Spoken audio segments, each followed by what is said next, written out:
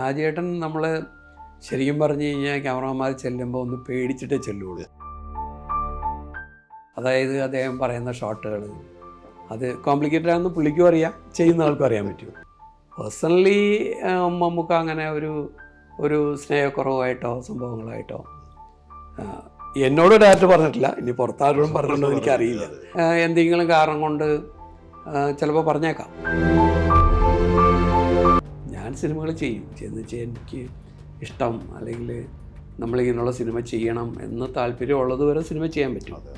നമുക്കത് മടുത്തു അല്ലെങ്കിൽ എന്നെ കൊണ്ടൊന്നും ചെയ്യാൻ പറ്റില്ല എന്ന് വരുമ്പോൾ നമ്മൾ സിനിമ വിടും. സുരേഷ് ചേട്ടൻ എന്താണെന്ന് ഏത് കൊച്ചിനും അറിയാം, എങ്ങനെയാണ് പെട്ടെന്ന് പിണങ്ങും അല്ലെങ്കിൽ നല്ല ഒരു മനസ്സിൻ്റെ ഉടമ എന്നൊക്കെയാണ് പറയുന്നത്. അതുപോലെ തന്നെ ആളും. വൈറ്റമിൻ ഡിയുടെയും ഈസ്ട്രോജന്റെയും കുറവാണ് മിക്ക ലേഡീസിന്റെയും ഹെയർ പ്രോബ്ലംസിന് പ്രധാന കാരണം. സ്ത്രീകളുടെ മുടി വളർച്ചയ്ക്കും ശക്തിക്കും അത്യാവശ്യമായ വൈറ്റമിൻ ഡിയാലും ഹെർബൽ ഈസ്ട്രോജനാലും സമ്പുഷ്ടമായ ആദ്യത്തെ hair elixir Amrutveni hair elixir for women. ഒരു ടേണിംഗ് പോയിന്റ് എന്ന് പറയാവുന്നത് വിനയന്റെ സിനിമകളാണ് അല്ലേ? എനിക്ക് തോന്നുന്നു അദ്ദേഹമായിട്ടുള്ള ആദ്യത്തെ സിനിമ വെള്ളി നക്ഷത്രം അല്ലേ? അതെ, വെള്ളി നക്ഷത്രം വന്നു, സത്യം വന്നു, അത്ഭുതദ്വീപ് എന്ന് പറഞ്ഞ സിനിമ വന്നു. ഏറ്റവും ഒടുവിൽ 19-ാം നൂറ്റാണ്ട്. ഈ ഓരോ സംവിധായകരും ഓരോ അനുഭവങ്ങളാണ്. ഇപ്പം നേരത്തെ തരൺമൂർത്തിയുടെ പറഞ്ഞ പോലെ, നമ്മുടെ വിപിൻ സാറിൻ്റെ കാര്യം പറഞ്ഞ പോലെ ഒക്കെ വ്യത്യസ്തമാണ്. ഈ വിനയേട്ടൻ എങ്ങനെയാണ് അതിനകത്ത് വ്യത്യസ്തനാകുന്നത്? അല്ല, വിനയ് സാറിൻ്റെ കൂടെ ഞാൻ വിപിൻ സാറിൻ്റെ കൂടെ ആയിരുന്നപ്പോൾ തന്നെ 1-2 സിനിമകൾ ചെയ്തിട്ടുണ്ട്. കല്യാണ സൗന്ദര്യം, മിസ്റ്റർ ക്ലീൻ, അങ്ങനെയുള്ള സിനിമകൾ ഞാൻ അസിസ്റ്റൻ്റായിട്ട് വർക്ക് ചെയ്യുന്നു. ആ സമയത്ത് തന്നെ വിനയ് സാറിന് നമ്മളറിയാം, എന്നെ പേരെടുത്ത് വിളിക്കുന്ന ഷാജി എന്ന് പറഞ്ഞ് വിളിക്കുന്ന ഒരു ഡയറക്ടറാണ്. അപ്പോൾ സാറിൻ്റെ അടുത്ത് ഇങ്ങനെ ഞാൻ ചക്രം എന്ന് പറഞ്ഞ സിനിമ കമൽ സാറിൻ്റെ അതിൻ്റെ പൂജയ്ക്ക് വേണ്ടി ലാൽ മീഡിയയിൽ പോയിരിക്കുകയാണ്. അല്ല പൂജയ്ക്ക് പോയപ്പോഴാണ് അവിടെ നിന്നാണ് വിനയ് സാറ് വിളിക്കുന്നത്. എടാ നീ എവിടെ? ഞാൻ പറഞ്ഞു അവിടെ എറണാകുളത്തുണ്ട്. നീ പെട്ടെന്ന് ഇവിടം വരെ വരുമെന്ന് ചോദിച്ചു. ഞാൻ വരാമെന്നാണ്. ഞാനപ്പോൾ ലോകേട്ടൻ്റെ അടുത്ത് പറഞ്ഞിട്ട് ഞാൻ പോയി. അവിടെ ചെന്ന് പുള്ളി പറഞ്ഞു, ഞാനൊരു സിനിമ ചെയ്യുന്നുണ്ട് വെള്ളിയാഴ്ച, കുറേ സ്റ്റേജിയും കാര്യങ്ങളും ഉള്ളതാണ്. രാജീവ് രവിയാണ് ഏറ്റിരുന്നത്. രാജീവ് രവിക്ക് വേറെ ഏതോ പടം വന്നു, അതുകൊണ്ട് ഹിന്ദി ഏതോ വന്നു. അപ്പോൾ നിനക്കത് ചെയ്യാൻ പറ്റുമോ എന്ന് ചോദിച്ചു. ഞാൻ പറഞ്ഞു ചെയ്യാം, നിനക്കത് ധൈര്യം ഉണ്ടല്ലോ അല്ലേ? ഞാൻ പറഞ്ഞു അതിനെന്താ, ചേട്ടൻ എന്നെ വിശ്വാസം കൊണ്ട് എനിക്ക് നല്ല വിശ്വാസമാണെന്ന് പറഞ്ഞു. അങ്ങനെയാണ് വെള്ളിയാഴ്ചത്തോടെ സിനിമ ചെയ്തത്. അദ്ദേഹം എങ്ങനെയായിരുന്നു ഒരു ഡയറക്ടർ എന്ന നിലയിൽ? അല്ല, ഞാൻ പറഞ്ഞില്ലേ, എന്നെ നേരത്തെ അറിയാവുന്നതുകൊണ്ട് എനിക്ക് കുറച്ചുകൂടി ഒരു കംഫർട്ട് സോൺ അവിടെ ഉണ്ടായിരുന്നു. പിന്നെ അദ്ദേഹം പറയുന്ന ആ പുള്ളിയുടെ അതുവരെ ചെയ്തു തരുന്ന കുറേ സിനിമകൾ ഹിറ്റുകളുണ്ടാക്കി അങ്ങനെ പേരായിട്ട് നിൽക്കുമ്പോഴാണ് നമ്മളെ വിളിക്കുന്നത്. ആരെ വിളിച്ചാലും കിട്ടുന്നൊരു സമയത്താണ് പുള്ളി നമ്മളെ വിളിക്കുന്നത്. എനിക്കെപ്പോഴും അവിടെ ഞാൻ പോയ ഡയറക്ടേഴ്സിന് റിപ്പീറ്റ് ചെയ്യുന്നത്, ഇപ്പം ഞാൻ കുഴപ്പക്കാരനല്ലാത്തതുകൊണ്ടാണല്ലോ. അപ്പം ഞാനൊരു പ്രൊഡ്യൂസർ റിപ്പീറ്റ് ചെയ്യുന്നുണ്ടെങ്കിലും ഞാൻ പ്രശ്നക്കാരനല്ല എന്നാണ്. ഞാൻ നമ്മുടേതായ സ്പേസ് കണ്ടെത്തുന്നതിനേക്കാളും ആ സിനിമയുടെ ടോട്ടാലിറ്റിക്ക് വേണ്ടി നിൽക്കുന്ന ആളാണ്. എൻ്റെ വർക്ക് നന്നാവണം, എൻ്റെ ഇത് കറക്റ്റായിരിക്കണം എന്ന് മാത്രമല്ല, ഒരു സിനിമയും ഞാൻ വർക്ക് ചെയ്യുമ്പോൾ സിനിമാഗ്രാഫി നന്നായിരിക്കണം എന്നൊരാൾ പറയുന്നത് കേൾക്കാൻ പോലും എനിക്ക് താല്പര്യമില്ല. കാരണം എന്ന് വെച്ചാൽ ആ സിനിമയുടെ ടോട്ടാലിറ്റി നല്ല സിനിമയാണ്, അതിൻ്റെ ഇന്ന ഘടകങ്ങൾ ഇഷ്ടപ്പെട്ടെങ്കിൽ ഓക്കെ. അല്ലാതെ എൻ്റെ മാത്രം വർക്കിനെക്കുറിച്ച് പറയുന്നത് എനിക്ക് ഭയങ്കര വിഷമമുണ്ടാക്കുന്ന കാര്യമാണ്. അപ്പോൾ ബാക്കിയെല്ലാം പരാജയപ്പെട്ടിട്ടുണ്ടോ അതൊരു കുറ്റബോധം എനിക്ക് കിടക്കും. അതുകൊണ്ട് ഒരു കാരണവശാലും ഞാൻ ചെയ്യുന്ന ഒരു സിനിമയ്ക്കും ടോട്ടൽ സിനിമയ്ക്കും നല്ലതാണെങ്കിൽ അതിൻ്റെ ഉത്തരവാദിത്വം എനിക്കും കൂടി ഉണ്ട്. എന്നാൽ 19-ാം നൂറ്റാണ്ട് ഒരു പക്ഷേ ഷാജിയുടെ ഒരു കരിയറിലെ ഒരു നല്ല മികച്ച വർക്കുകളിലൊന്നായിട്ട് തോന്നില്ലേ? അതെ, ഞാൻ പറഞ്ഞില്ലേ, ഞാനൊരു സബ്ജക്റ്റ് കേൾക്കുമ്പോൾ പിന്നെ സാറിൻ്റെ നല്ലൊരു ഗ്യാപ്പിന് ശേഷമാണ് സാർ എന്നെ അപ്പോഴും പറഞ്ഞത്, ഷാജി ഇങ്ങനൊരു സിനിമയുണ്ട്, അതിൽ നീ സഹകരിച്ചാൽ സന്തോഷം, അതെല്ലാം തനിക്ക് എന്തെങ്കിലും ബുദ്ധിമുട്ടുണ്ടെങ്കിൽ കുഴപ്പമില്ല, എനിക്ക് അതിൽ വിഷമമൊന്നുമില്ല കേട്ടോ എന്ന് പറഞ്ഞു. പക്ഷെ അത് സാറിപ്പോൾ പറഞ്ഞില്ലെങ്കിൽ ആ വാക്ക് പറഞ്ഞില്ലെങ്കിലും എനിക്ക് ചെയ്യാൻ പറ്റുന്ന ഒരു കാര്യമാണെങ്കിൽ, എന്നെ ഒരിക്കൽ ഹെൽപ്പ് ചെയ്ത ഒരാൾ അല്ലെങ്കിൽ അങ്ങനെ ഇരിക്കുമ്പോൾ നമ്മളെ സപ്പോർട്ട് ചെയ്ത ഒരാൾ അങ്ങനെ ഒരു ആവശ്യമായിട്ട് നമ്മുടെ കാര്യം പറയുമ്പോൾ നിങ്ങൾ ചെയ്താൽ നല്ലതായിരിക്കും എന്ന് തോന്നിയല്ലോ സാറിന്. അപ്പോൾ എൻ്റെ മനസ്സിൽ തോന്നും അങ്ങനെ ഒരു ആവശ്യത്തിന് നമ്മൾ പോകണം. അങ്ങനെയാണ് എന്തെങ്കിലും ആരെങ്കിലും തടസ്സവാദങ്ങൾ ഉന്നയിച്ചോ? പോവരുന്നല്ലോ പറഞ്ഞ് അങ്ങനെ അനുഭവം ഉണ്ടായില്ല? എന്നോട് അങ്ങനെ ഡയറക്റ്റ് ആരും പറഞ്ഞിട്ടില്ല. ഇല്ല, അങ്ങനെ നമുക്ക് പറയണതിന് കുഴപ്പമില്ല, നമ്മുടെ അടുത്ത് ആർക്കും വേണമെങ്കിലും പറയാം. അതെ. പക്ഷെ അതിന് കാരണം നമുക്ക് കിട്ടിയാൽ മതി. പക്ഷെ ഞാൻ അതും ചോദിക്കാൻ പോയില്ല. അല്ല എന്നാ അങ്ങനെ ഡയറക്റ്റ് ഇപ്പോൾ എന്നോടിപ്പോൾ സുരേഷ് വിളിച്ച് ഇന്നതാണെന്ന് പറയാണ്ട് അതിന് മുമ്പ് ഞാൻ അങ്ങോട്ട് കയറി ചോദിക്കേണ്ട ആവശ്യമില്ല. Happy peanut butter, a healthy source of protein. സാറിന് നേരത്തെ പറഞ്ഞ പോലെ ഈ അങ്ങനെ ഒരാളെ ആദ്യം പരീക്ഷിക്കാന്നൊക്കെ പറഞ്ഞാൽ അദ്ദേഹത്തിന് വളരെ ബുദ്ധിമുട്ടുള്ള ഒരാളാണ്. ഒരു സംവിധായകൻ അദ്ദേഹത്തിൽ കണ്ടിട്ടുള്ള ഒരു ക്വാളിറ്റി എന്താണ്? എല്ലാ ടെക്നീഷ്യനും അതിൻ്റേതായ ഒരു വാല്യൂ കൊടുക്കുന്നത്. എല്ലാവരും അങ്ങനെയാണെന്ന് എനിക്ക് തോന്നിയിട്ടില്ല. പക്ഷേ ഓരോ ഇപ്പോൾ റൈറ്റർ അല്ലെ ആർട്ട് ഡയറക്ടർ, ക്യാമറമാൻ, അങ്ങനെ എഡിറ്റർ, ഇതെല്ലാവർക്കും മ്യൂസിക് ഡയറക്ടർ, എല്ലാവർക്കും അവർക്ക് സ്പേസ് കൊടുക്കും. നിങ്ങൾ ചെയ്യും, നിങ്ങളുടെ മാക്സിമം ഔട്ട് കൊണ്ടുപോകാം എന്ന് പറഞ്ഞ് നമ്മളടുത്ത് നമുക്ക് ധൈര്യം തരും. അതാണല്ലോ ഒരു ഡയറക്ടറിൽ നിന്ന് വേണ്ടത്. അത് അത്രയും സിനിമകൾ ചെയ്ത ലെജൻഡായിട്ടുള്ള ഒരു ഡയറക്ടർ പറയുന്നത്. സാറ് കാണുന്ന അതിൻ്റെ സിനിമയുടെ ഈ ലോക സിനിമ കണ്ടേക്കണ അത്രയും സിനിമ ഒന്നും ഞാൻ കണ്ടിട്ടില്ല. ഞാൻ എൻ്റെ ഒരു 5% പോലും കണ്ടിട്ടില്ല. അത്രയും സിനിമകൾ കാണുന്നത്, മോശം സിനിമയും നല്ല സിനിമകളും എല്ലാ തരം കാറ്റഗറി സിനിമകളും സാറ് കാണും. നമ്മൾ വിചാരിക്കും സാർ അങ്ങനെ സിനിമയൊന്നും കാണില്ല. പക്ഷേ ദിവസം ഒരു സിനിമയെ ഒന്നിൽ കൂടുതൽ കാണും. ഇനി റിലീസാവുന്ന സിനിമയും സാറ് കണ്ടിരിക്കും. അപ്പം ഞാൻ ഇങ്ങനെ എൻ്റെ ഒരു ട്രെയിലർ ഒരു സിനിമയുടെ ട്രെയിലർ അത് ഗംഭീരമായിട്ടാ എന്ന് വിളിച്ച് പറയും. നമ്മളത് ആ ഒരു വാക്ക് പ്രതീക്ഷിച്ചിരിക്കും. വേറെ ആരും വിളിക്കില്ല, അത് വേറെ കാര്യം. ഞാൻ പറയാം അത് നന്നായിട്ടാ, അത് നന്നായിട്ടുണ്ട്, നല്ല ഗംഭീരമായിട്ടുണ്ട് എന്ന് സാറ് ഡയറക്റ്റായിട്ട് വിളിച്ച് നമ്മളെ പറയും. അത് ഇനി വിളി വന്നില്ലെങ്കിൽ ഞാൻ സാറിനെ വിളിക്കുകയും ചെയ്യും. കാരണം എനിക്കതിനകത്ത് മടിയൊന്നുമില്ല. സാറിനോട് ചോദിച്ച് അയാളെ കാണാൻ പറ്റിയില്ല, അത് കാണാടാ എന്ന് പറയും. അപ്പോൾ അതൊക്കെ ഒരു ആ വിളിയിലും ആ ഇതിലും ഒക്കെ തന്നെ ഉണ്ട് സാറിൻ്റെ ഒരു ഇത്. പിന്നെ ഒരിക്കലും നമ്മൾ സാറിൻ്റെ അടുത്ത് ഏതാ പടം, അപ്പോൾ ഇങ്ങനെ എന്നാ പടം, ഓക്കെ വൈശാൻ്റെ പടം, ഓക്കെ എന്നാൽ കുഴപ്പമില്ല എന്ന് പറയും.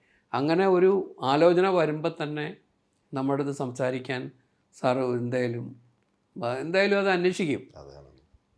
അല്ലടാ അത് അവരോട് പറഞ്ഞിട്ടുണ്ട്, അതിന് കുഴപ്പമില്ല എന്ന് പറയും. അപ്പം അങ്ങനെ ഒരു കോൺഫിഡൻസും ഒരു ഇതും സാറിന് ഭയങ്കരമായിട്ടുണ്ട്. ഉത്തരം പറയാമെന്ന് എനിക്കറിയില്ല. ഇദ്ദേഹത്തിൻ്റെ ജോഷി സാറിൻ്റെ പടങ്ങളിൽ ഏറ്റവും ഇഷ്ടപ്പെട്ട പടം ചെയ്ത പടങ്ങളിൽ എനിക്ക് നരൻ തന്നെയാണ് ഏറ്റവും മുകളിൽ നിൽക്കുന്നത്. പിന്നെ റോബിൻഹുഡ് എനിക്ക് ഭയങ്കര ഇഷ്ടപ്പെട്ടാണ്. നസ്രാണി ഇഷ്ടപ്പെട്ട സിനിമയാണ്. അല്ല ഞാൻ ജൂലൈ 4 ഞാൻ സിനിമ ഈ 4 സിനിമ ഞാൻ ചെയ്തിട്ടുണ്ടെങ്കിൽ 4 ഡിഫറെൻ്റ് ആയിട്ടുള്ള സിനിമകളാണ്. അല്ല ഒരേ ജോണറിലുള്ള സിനിമ എനിക്ക് ചെയ്യാൻ പറ്റിയിട്ടില്ല. അപ്പോൾ അത് അങ്ങനെ ഒരു ഇതവന് ചെയ്യാൻ പറ്റുമോ അല്ലെങ്കിൽ ചെയ്യും എന്ന് തോന്നണമല്ലോ ഒരു ഡയറക്ടർ. നമ്മളങ്ങനെ നമുക്ക് ഉണ്ടായ ആ ഒരു ഇതുവരെയുള്ള സിനിമ ഇതിൽ നമുക്കൊരു കാറ്റഗറൈസ് ചെയ്യപ്പെട്ടില്ല. അതായത് ഹ്യൂമർ പടം അല്ലെങ്കിൽ ആക്ഷൻ പടങ്ങൾ ചെയ്യാം, ഫാമിലി സ്റ്റോറി ചെയ്യും, എല്ലാം അങ്ങനെ മിക്സഡ് ആയിട്ടുള്ള സിനിമകൾ എല്ലാം സിനിമ ചെയ്യാൻ പറ്റും. വേറൊരു സംവിധായകൻ എന്ന് പറയുന്നത് ഷാജി കൈലാസ. അദ്ദേഹത്തിന് ഈ പറഞ്ഞ തുടർച്ചയായ സിനിമകൾ അതാണ് എൻ്റെ ഒരു ഷാജിക്ക് മാത്രം കിട്ടിയ ഒരു വലിയ ഭാഗ്യം. അതാണ് ബാബ കല്യാണിയാണെന്ന് തോന്നുന്നു അല്ലേ? ബാബ കല്യാണി എന്ന് പറഞ്ഞു, റെഡ് ചില്ലീസ്, പിന്നെ സിംഹാസനം, അങ്ങനെ തുടരുകയാണ്. സാധാരണ അദ്ദേഹം ഈ ഷോർട്സുകളൊക്കെ വെക്കുന്നതിൽ ഭയങ്കര ബിരുദനായ ഒരാളാണ്, അങ്ങനെയാണ് പറയുന്നത്. ക്യാമറ നന്നായിട്ട് വർക്ക് ചെയ്യുന്നതിനെ സംബന്ധിച്ച് നല്ല ഗ്രാഹ്യമുള്ളതാണ്. അവിടെ വെക്കണം ഇവിടെ വെക്കണം, ചില അസാമാന്യ ഷോട്ടുകളൊക്കെ നമ്മൾ കാണുന്നുണ്ട്, വെച്ചിട്ടുണ്ട്. അദ്ദേഹവുമായിട്ടുള്ളൊരു അനുഭവം എങ്ങനെയാണ്? ഷാജിയേട്ടൻ നമ്മൾ ശരിക്കും പറഞ്ഞു കഴിഞ്ഞാൽ ക്യാമറമാന്മാർ ചെല്ലുമ്പോൾ ഒന്ന് പേടിച്ചിട്ടേ ചെല്ലുള്ളൂ. ശരിക്കും റിയൽ. അതായത് അദ്ദേഹം പറയുന്ന ഷോട്ടുകൾ അത് കോംപ്ലിക്കേറ്റഡ് ആണെന്ന് പുള്ളിക്കും അറിയാം, ചെയ്യുന്ന ആൾക്കും അറിയാൻ പറ്റും. അല്ല അത്തരം ഷോട്ടുകൾ നമ്മൾ എങ്ങനെ കൺസീവ് ചെയ്യുന്നു പുള്ളി വാച്ച് ചെയ്യും, എങ്ങനെ ഹാൻഡിൽ ചെയ്യുന്നു, അത് ഈസി ആയിട്ടാണോ അതോ ബുദ്ധിമുട്ടിയാണോ, ഫേസ് എക്സ്പ്രഷൻ ഒന്ന് പിടിക്കാൻ പറ്റും. എല്ലാ ഡയറക്ടേഴ്സും ഈ ഷോട്ട് ഓക്കെ ആണെന്ന് പണ്ട് മോണിറ്റർ ഇല്ലാത്ത സമയത്ത് ഇപ്പം കേട്ടിട്ടുണ്ട്, ക്യാമറാൻ്റെ മുഖത്ത് നോക്കിയിട്ടാണ് ഷോട്ട് ഓക്കെ ആണെന്ന് മനസ്സിലാവണമെന്ന്. അതേപോലെ അല്ലേ ഇത് ഷാജിയേട്ടൻ ഇങ്ങനെ നിന്നിട്ട് ഒന്നും ശ്രദ്ധിക്കില്ല എന്ന് പറഞ്ഞിങ്ങനെ നിൽക്കും. എന്തായി മോനെ നടക്കുമോ എന്നൊക്കെ ചോദിച്ചിട്ട് നിൽക്കും, പക്ഷേ എല്ലാം ശ്രദ്ധിക്കും. എന്നിട്ട് പറയും ഓക്കെ അല്ലേ, ഓക്കെ അതാണ് എന്ന് പറഞ്ഞിട്ട് അങ്ങനെ കൂടെ നിൽക്കുന്നത്. നമുക്ക് അങ്ങനെ ഒരിക്കലും ഒരു അഭിപ്രായ വ്യത്യാസമോ കാര്യങ്ങളോ ഒന്നും, ഞാൻ പറഞ്ഞില്ലേ ഒരു ഡയറക്ടറോടും നമ്മൾക്കങ്ങനെ എന്തെങ്കിലും നമ്മൾ ചിലപ്പോൾ പറയും എന്ന് വെച്ചാൽ അതിനാവശ്യമുണ്ടോ അല്ലെങ്കിൽ സാധ്യതയുണ്ടോ ഇല്ലാതെ ആ എക്യുപ്മെൻറ്റ്സ് ഇല്ലാതെ ചിലപ്പോൾ നമുക്ക് എടുക്കാൻ പറ്റാണ്ട് വരുന്നത്, അതിനെക്കുറിച്ച് അറിവില്ലാണ്ട് ചില ആൾക്കാർ പറയും. നമ്മളെല്ലാ തരം ആൾക്കാരോടും വർക്ക് ചെയ്യുന്നു. അപ്പം പറയുമ്പോൾ ഇങ്ങനെ ഒരു സാധനം വേണം, അതിന് അതെടുത്താൽ അതെടുക്കാം, നമുക്കത് തരില്ലെങ്കിൽ നമുക്ക് അതിന് പകരമായിട്ട് ഒരു ഷോട്ട് എടുക്കാം അങ്ങനെ സംസാരിക്കാറുണ്ട്. ഒരു കോംപ്ലിക്കേഷൻ ആയിട്ട് ഉണ്ടാക്കി വെച്ചിട്ട് ഏതെങ്കിലും ഷോട്ട് ഉണ്ടോ? അല്ല, ഒരുപാട് ഷിഫ്റ്റുകളും കാര്യങ്ങളും ഷാജിയേട്ടൻ്റെ പടങ്ങളിൽ കാണാമല്ലോ. അതായത് വളരെ കോമ്പാക്റ്റ് ഉള്ള ഒരാൾ അത് തന്നെ പാൻ ചെയ്ത് എവിടെയോ ദൂരെയുള്ള സാധനം ഈ പാൻ ചെയ്യുമ്പോൾ തന്നെ സൂം ചെയ്ത് അത് ക്യാച്ച് ചെയ്ത് അത് ഫോക്കസ് ചെയ്ത് അത് അവിടെ നിന്ന് പിടിച്ചുകൊണ്ട് വന്നു അവർ കയറി വന്ന് ചിലപ്പോൾ അത് കാർപോർട്സിൽ വന്ന് ഇറങ്ങുന്ന ഓരോ ഷോട്ടായിരിക്കും. അപ്പോൾ ഒരു 12-13 ഷിഫ്റ്റും അത്രയും തന്നെ ക്യാമറ ഓപ്പറേഷനായിട്ടുള്ള ഷോട്ടുകൾ വരും. അപ്പോൾ നമ്മളത് പ്രതീക്ഷിക്കണം. അത് അല്ല, ആവശ്യമുണ്ടെങ്കിൽ അത് നമ്മളത് ചെയ്യണമല്ലോ. അപ്പോൾ അതെന്തായാലും പുള്ളി പറയും. പുള്ളി നമുക്ക് എടുത്തു കൊടുക്കാൻ ബാധ്യസ്ഥനല്ല. നമ്മൾ അതിൻ്റെ ചെന്നേക്കണം. അദ്ദേഹത്തിന് വിചാരിക്കുന്ന ഷോട്ട് കിട്ടണമല്ലോ. പിന്നെ ഞാൻ ഇങ്ങനെയല്ല ഉദ്ദേശിച്ചെന്ന് പറയാൻ പാടില്ലല്ലോ. അപ്പോൾ അത് ഞാൻ പറഞ്ഞത് ഒരു അങ്ങനെ ഉള്ള ഡയറക്ടേഴ്സിൻ്റെ കൂടെ ഒരിക്കൽ നമുക്ക് പരാജയം സംഭവിച്ചാൽ പിന്നെ നമ്മളെ വിളിക്കില്ല. പിന്നെ സിനിമയിൽ നിന്ന് ഇപ്പോൾ സിനിമ എന്തുകൊണ്ട് അവർ മാറി നിൽക്കുന്നു അല്ലെങ്കിൽ അങ്ങനെ അത് ഒരു ചേഞ്ചാണ്, സിനിമയ്ക്ക് വന്ന ഒരു മാറ്റമാണ്. പക്ഷെ അതുകൊണ്ട് ഇപ്പോൾ വരുന്നവരാരും, അതായത് ഇപ്പോൾ വരുന്ന ഡയറക്ടേഴ്സൊന്നും മുമ്പത്തുള്ള ആൾക്കാരെ പടം കണ്ടില്ല എന്ന് പറയാൻ പറ്റില്ല. അവരെ കണ്ട് പഠിച്ചിട്ടുണ്ടാവും. പക്ഷേ ആ വാല്യൂ അവർ കൊടുക്കുന്നില്ല എന്നുള്ളത് സത്യമാണ്. ഞാൻ പറഞ്ഞത് എത്രയോ നല്ല നല്ല സിനിമ ചെയ്തിട്ടുള്ളതാണ്, നമ്മളെ കോരിധരിപ്പിച്ചിട്ടുള്ളത്. അവർക്കൊക്കെ ഒരു വാല്യൂ മനസ്സിലെങ്കിലും ഉണ്ടാവണം. ഇതുവരെ ഒരുപാട് ക്യാമറയ്ക്ക് പിറകിൽ നിന്ന് ഒരുപാട് പേര് ആർട്ടിസ്റ്റുകളൊക്കെ ഉണ്ട്.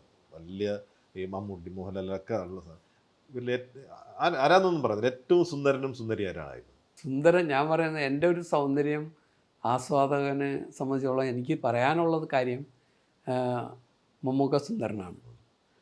ലാൽ സാറിൻ്റെ പ്രവൃത്തി കൊണ്ട് സുന്ദരനാണ്. മമ്മൂക്കയുടെ പ്രവൃത്തി കൊണ്ട് സുന്ദരനല്ല. അദ്ദേഹം എല്ലാം തികഞ്ഞ ആൾക്കാർ തന്നെയാണ്. അങ്ങനെ ഒരുപാട് രാജു പല സമയത്തും എനിക്ക് നല്ല സുന്ദരൻ. ചില സമയത്ത് ചില ആംഗിളിൽ എനിക്ക് ഇഷ്ടപ്പെടും ഭയങ്കരമായിട്ട്. ഫഹദ് ഫാസിൽ നല്ല സുന്ദരനായിട്ട് തോന്നാറുണ്ട്. അങ്ങനെ ചിലപ്പോൾ ഒരു ക്യാരക്ടറിൻ്റെ ഇതിലായിരിക്കും, ചില ആംഗിൾസിൻ്റെ ആയിരിക്കും. ഇതിലങ്ങനെ 100% 360 ഡിഗ്രിയിലൊന്നും പോലെയൊന്നും എനിക്ക് പറയാൻ അറിയില്ല. സുന്ദരിയോ ഇല്ല, അത്രയും ക്ലിയറായിട്ട് ഞാൻ വാച്ച് ചെയ്തു. ഞാൻ പറഞ്ഞില്ലേ, അത് ഞാൻ അതിൽ സിനിമയിൽ കാണുന്നത് എൻ്റെ നോർമൽ ഐയിൽ നമ്മൾ നോർമൽ നടക്കുമ്പോൾ കാണും ചില ഇത് കൊള്ളാലി സുന്ദരിയാണല്ലോ എന്ന് തോന്നുന്നത് വേറെ.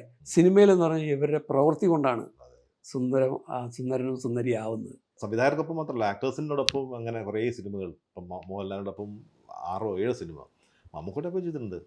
പിന്നെ വേഷം എന്ന് പറയുന്ന പടത്തിൽ VM വിനുവിൻ്റെ വേഷം എന്ന് പറഞ്ഞ് തുടങ്ങി. നസ്രാണി ജോർജ് സാറിൻ്റെ നസ്രാണി, എന്താണ് പിന്നെ രാജാതിരാജ അല്ലേ, പോക്കിരിരാജയുണ്ട്, വൈശാഖിൻ്റെ പടം എല്ലാം ചെയ്തു. അത് അദ്ദേഹത്തിന് എങ്ങനെയാണ് ശരിക്കും ഒരു കംഫർട്ട് ആർട്ടിസ്റ്റാണോ? അതെ, എനിക്കങ്ങനെ തോന്നിയിട്ടുള്ളൂ. വേറെ ഒന്നുമല്ല. മമ്മൂക്ക നമ്മളടുത്ത് നമ്മളെ പരിചയപ്പെടുന്നവരെ ഞാൻ ആദ്യം വേഷമാണല്ലോ ചെല്ലുന്നത്.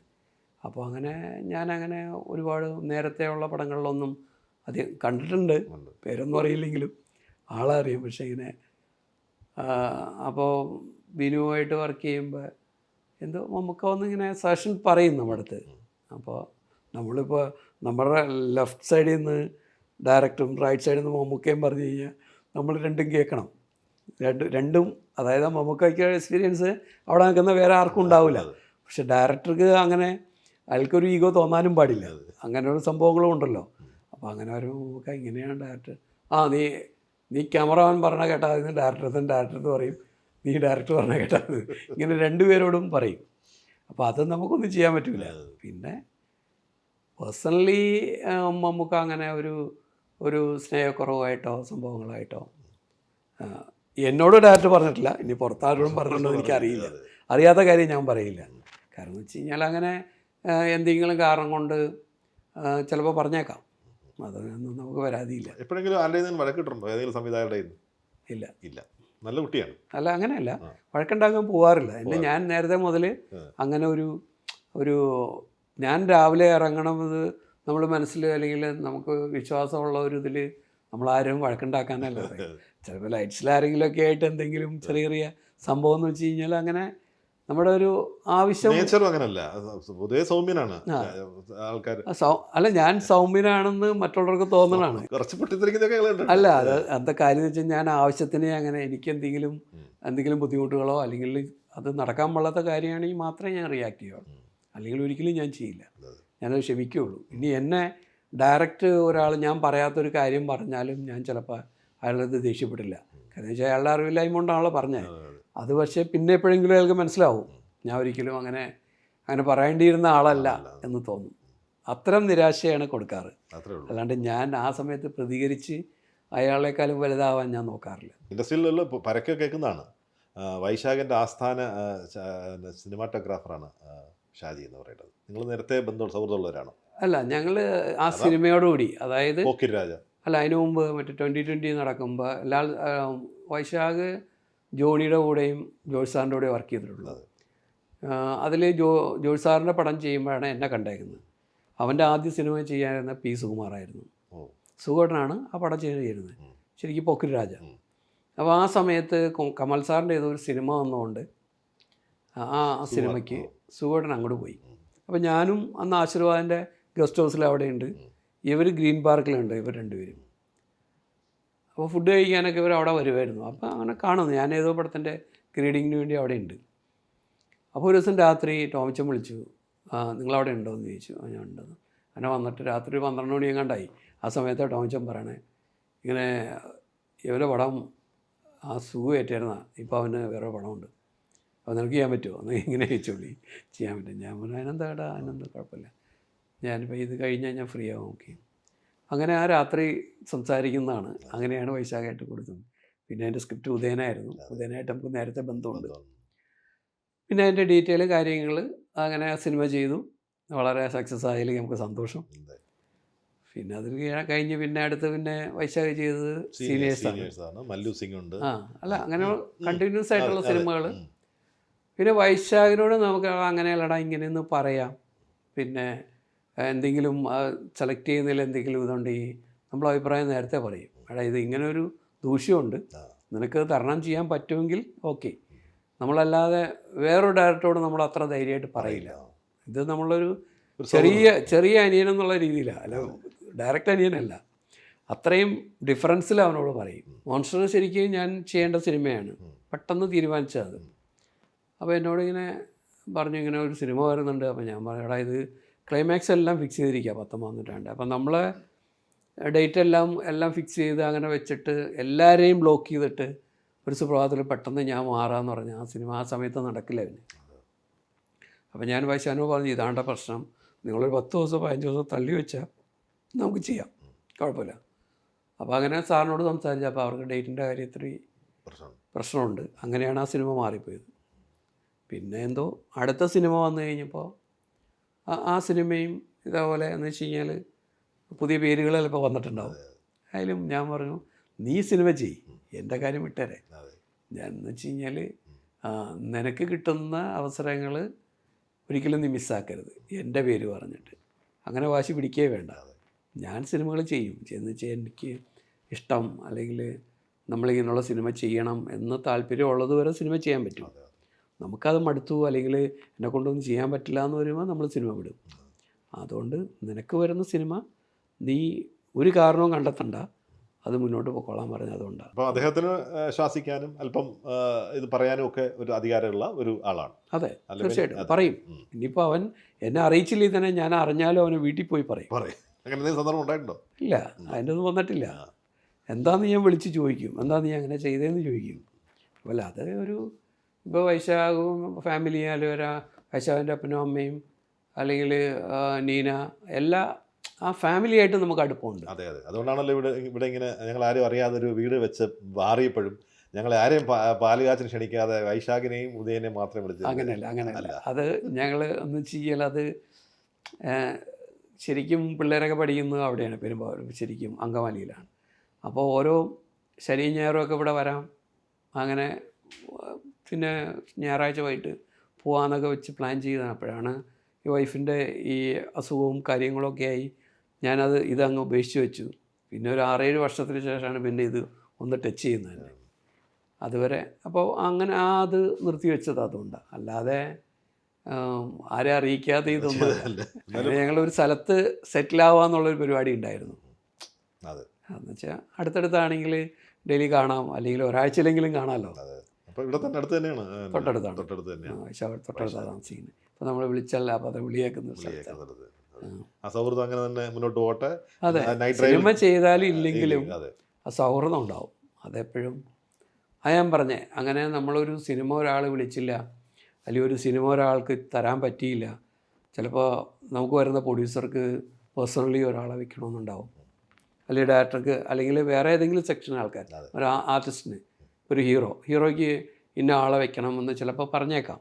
ആ പറഞ്ഞു കഴിയുമ്പോൾ ഇവർക്ക് അത് ഓപ്പോസിറ്റ് പറഞ്ഞാൽ ആ സിനിമയിൽ ടോട്ടൽ ബാധിക്കും. അപ്പോൾ അതുകൊണ്ട് ഞാൻ പറയാറുണ്ട്, അങ്ങനെ ഒരിക്കലും പറയരുത്. കാര്യം എന്ന് വെച്ച് കഴിഞ്ഞാൽ സിനിമ അതാണ്. നിലയും വരെ ഞാൻ നൊക്കെ വിളിക്കുമ്പോൾ യാത്രയില്ല, ലൊക്കേഷൻ ഹണ്ടിങ്ങിൻ്റെ ഭാഗമായിട്ട് തൊടുപുഴ അങ്ങനെ പോയിക്കൊണ്ടിരിക്കുകയാണ്. അപ്പോൾ ഒറ്റക്കൊമ്പൻ എന്ന് പറയുന്ന പുതിയ സുരേഷ് ഗോപി ചിത്രം, അതിൻ്റെ ഒരു 2 ഷെഡ്യൂളുണ്ട്, ചെറിയ കഴിഞ്ഞു. അടുത്ത ഷെഡ്യൂൾ അടുത്ത മാസം തുടങ്ങുമെന്നാണ് അറിയുന്നത് അല്ലേ? അപ്പോൾ ഈ പറഞ്ഞ പോലെ ലങ്കയാണ് അദ്ദേഹവുമായിട്ട് ഇത് ചെയ്ത് ഒരുപാട് ഓർമ്മകളുള്ള ഒരു സിനിമയാണത്. അതിലേക്ക് എന്തായാലും ഞാൻ പോകുന്നില്ല. ആ ലങ്കയിൽ നിന്ന് പതുക്കെ പിന്നെ കിങ് ആൻഡ് കമ്മീഷണർ വന്നു. പിന്നെ അദ്ദേഹമായിട്ട് ചെയ്യുന്ന 3ാമത്തെ പടം കൊമ്പൻ, ഒറ്റക്കൊമ്പൻ. ഒരു കൊമ്പനാണോ ശരിക്കും? ഒരു ചുണ്ടിക്കാരനാണോ സുരേഷ് ഗോപി? കാണുന്ന എല്ലാവർക്കും ഞാൻ പറയണ്ടല്ലോ. സുരേഷ് ചേട്ടൻ എന്താണെന്ന് ഏത് കൊച്ചിനും അറിയാം, എങ്ങനെയാണ് പെട്ടെന്ന് പിണങ്ങും, അല്ലെങ്കിൽ നല്ല ഒരു മനസ്സിൻ്റെ ഉടമ എന്നൊക്കെയാണ് പറയുന്നത്. അതുപോലെ തന്നെ ആളും, അല്ലാണ്ട് വേറെ പറയുന്ന പോലെ തന്നെ പ്രവർത്തിക്കുന്ന ഒരാൾ. ഇതിൻ്റെ പുതിയ അപ്ഡേറ്റ്സ് എന്താണ് ഈ ഒറ്റക്കൊമ്പൻ്റെ? ഒറ്റക്കൊമ്പനും പുതിയ ഡയറക്ടറാണ്. അതെ, അദ്ദേഹം ആണെങ്കിൽ ഞാനായിട്ട് ഒരു പ്രാവശ്യമേ കണ്ടിട്ടുള്ളൂ ഇതിനു മുമ്പ്.